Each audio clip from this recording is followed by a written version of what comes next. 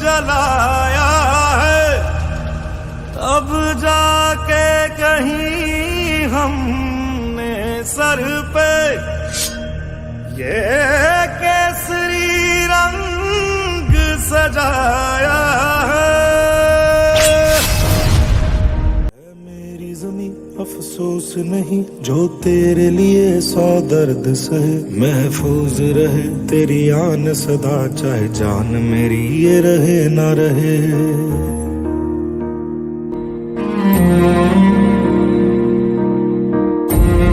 जो अब तक न खोला वो खून नहीं वो पानी है, जो देश के काम न आए वो बर्बाद जवानी है। हेलो फ्रेंड्स, मैं हितेश शर्मा आज किसी international model, movie actor, black belter in karate या थिएटर डायरेक्टर की कैपेसिटी में नहीं, बल्कि एक सच्चा भारतीय नागरिक होने की कैपेसिटी में ये वीडियो बना रहा हूँ। ये वीडियो मैं शाइनिंग स्टार डांस एकेडमी की तरफ से मिस्टर गौरव, जो ब्लैक बेल्टर है ताइक्वांडो के अंदर और डांस कोरियोग्राफर हैं हमारे शाइनिंग स्टार के, उनकी तरफ से मिलके हम ये वीडियो बना रहे हैं। और हमारा ये वीडियो 15 अगस्त इंडिया के इंडिपेंडेंस डे को डेडिकेटेड है। दोस्तों, अब हम बात करते हैं सबसे मेन मुद्दे की, जिस पे हमने आज ये वीडियो बना रहे हैं। तो दोस्तों, हम बात कर रहे हैं the most respectable, the most dignified, the combination of real heroes, the ultimate pride of India, Indian armed forces की, जिसके अंदर नेवी, एयरफोर्स एंड आर्मी सब कुछ आता है। तो दोस्तों, आज का वीडियो हमारा डेडिकेटेड है इन सबके उन सोल्जर्स को जिनकी वजह से आज आप और हम अपने घरों में सुरक्षित हैं। तो दोस्तों, अब हम स्टार्ट करते हैं आज के मेन टॉपिक पर, सर्जिकल स्ट्राइक। तो दोस्तों, आज का हमारा थंब का जो मेन टॉपिक है सर्जिकल स्ट्राइक। सर्जिकल स्ट्राइक का मतलब एक सेना का दूसरी सेना से एक विशेष तरह का युद्ध होता है, जिसके अंदर एक सेना के सैनिक दूसरी सेना के अंदर घुसकर उसको मारते हैं।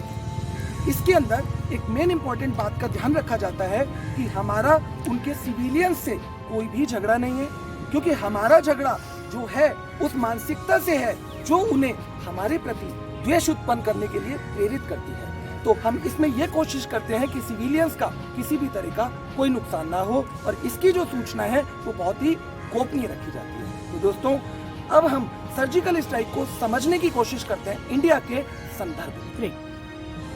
तो फ्रेंड्स, अब हम बात करते हैं सर्जिकल स्ट्राइक की इंडिया के संदर्भ में। तो सबसे पहली अगर हम सर्जिकल स्ट्राइक, जिसको हम मेन सर्जिकल स्ट्राइक मानते हैं, वो इंडिया ने की 2015 में म्यांमार की अंतर्राष्ट्रीय सीमा पर।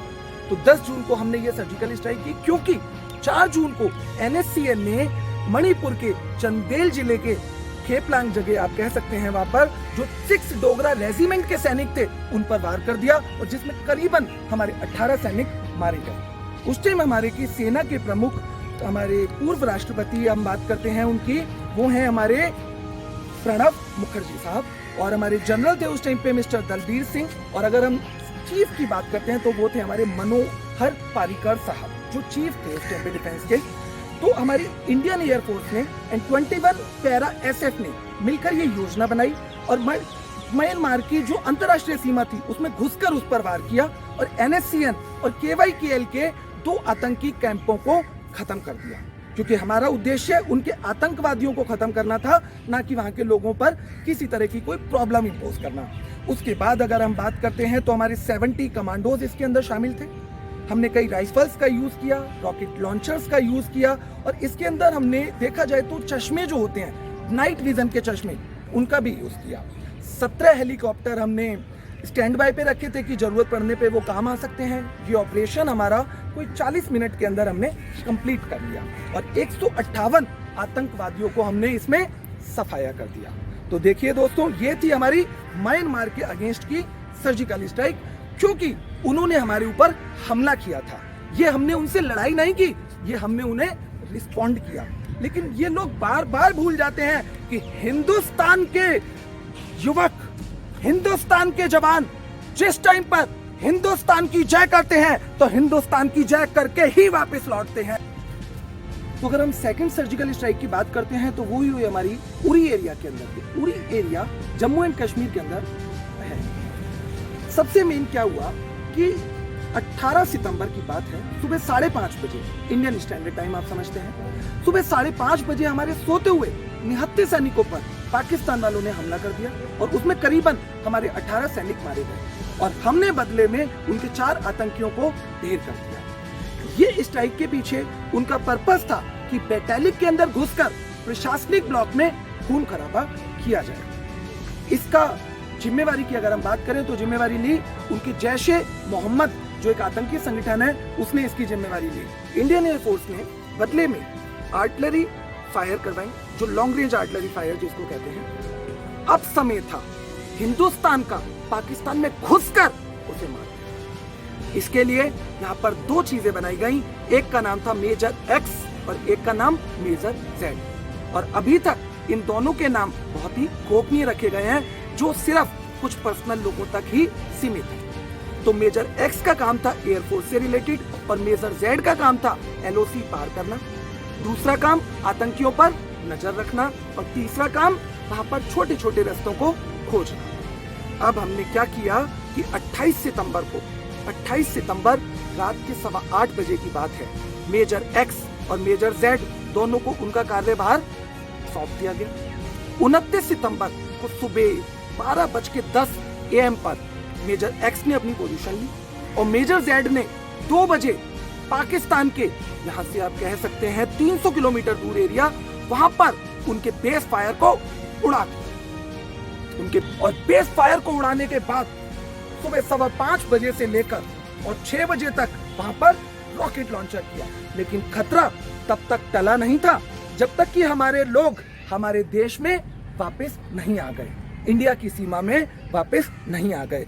लेकिन मैं वही अफसोस करता हूं कि ये पाकिस्तान बार बार भूल जाता है कि हिंदुस्तान जिंदाबाद था, जिंदाबाद है और जिंदाबाद ही रहेगा। तो दोस्तों, अगर हम इसके रियल हीरो की बात करें, अगर आप मेरे से पूछें तो सुप्रीमो ऑफ सर्जिकल स्ट्राइक है हमारे honourable prime minister mister Narendra Modi ji. दोस्तों, जिस टाइम उरी पर यह हमला हुआ तो प्रधानमंत्री साहब ने इस कायराना हमले की बहुत ही निंदा की और राष्ट्र को संबोधित करते हुए ये भी कहा कि उन लोगों को छोड़ा नहीं जाएगा जो इसके लिए जिम्मेदार है। तो दोस्तों, प्रधानमंत्री साहब कहते हैं एक इंटरव्यू के दौरान कि 2 बार ये सर्जिकल स्ट्राइक की डेट को चेंज किया गया और जब उन्होंने सैनिकों को भेजा हुआ था तो वो पूरी रात बेचैन रहे और जब वो सैनिक इंडिया की सीमा में प्रवेश कर गए तब जाके उन्हें शांति मिली। ये मिलता है हमारा समर्पण का भाव।